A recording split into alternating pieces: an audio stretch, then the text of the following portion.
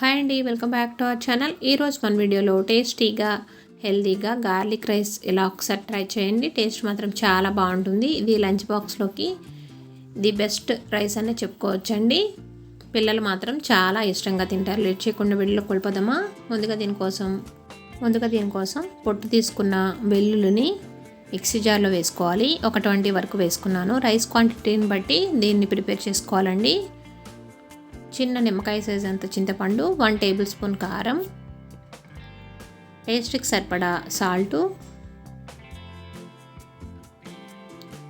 వేసుకొని వీలైనంత మెత్తటి పేస్ట్ కింద చేసుకోవాలి, లేదా రోట్లో అయినా దంచుకోవచ్చండి. ఈ విధంగా పేస్ట్ చేసేసుకొని ఈ పేస్ట్ మొత్తాన్ని ఒక ప్లేట్లోకి తీసుకొని పక్కన పెట్టుకోవాలి.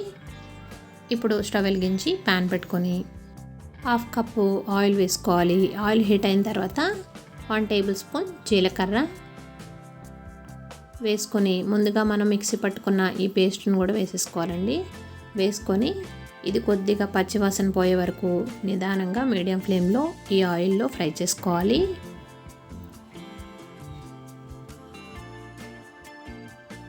ఇలా ఒక 2 నిమిషాలు ఈ పేస్ట్ మొత్తాన్ని ఫ్రై చేసుకోవాలి. మార్నింగ్ టైం లేనప్పుడు లేదా రైస్ ఎప్పుడైనా మిగిలిపోయినప్పుడు ఇలా గార్లిక్ రైస్ చేశారంటే చాలా టేస్టీగా ఉంటుందండి. హెల్త్కి కూడా చాలా మంచిది. వెల్లుల్లి అనేది పిల్లలు ఏ కర్రీలో అయినా కానీ తీసేస్తూ ఉంటారు కదా. ఇలా రైస్ చేసి పెట్టండి, చాలా ఇష్టంగా తింటారు. చివర్లో కొద్దిగా కరివేపాకు వేసుకొని వేయించుకోవాలి.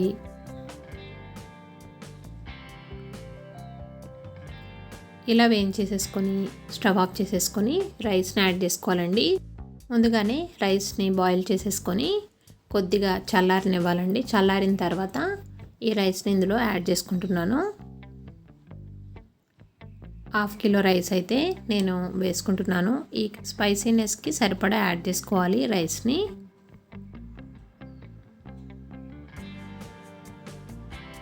నిదానంగా ఈ పేస్ట్ మొత్తం రైస్కి బాగా పట్టేటట్టు కలుపుకోవాలి. ఇలా కలుపుకునేటప్పుడే కావాలంటే కొద్దిగా సాల్ట్ కూడా యాడ్ చేసుకోవాలి. సాల్ట్ అనేది సరిపోకపోతే చూసుకొని చెక్ చేసుకొని వేసుకోండి. కారం అంతా రైస్కి బాగా పట్టేటట్టు కలుపుకోవాలి.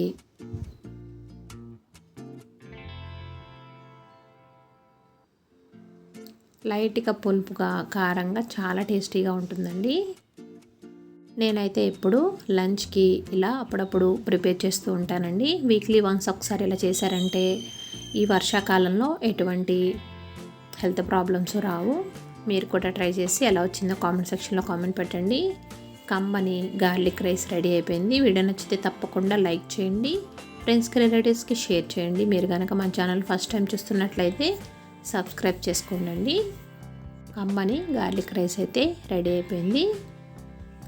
మీరు కూడా ట్రై చేసి ఎలా వచ్చిందో కామెంట్ సెక్షన్లో కామెంట్ పెట్టండి. టేస్ట్ మాత్రం సూపర్గా ఉంటుంది. Thanks for watching.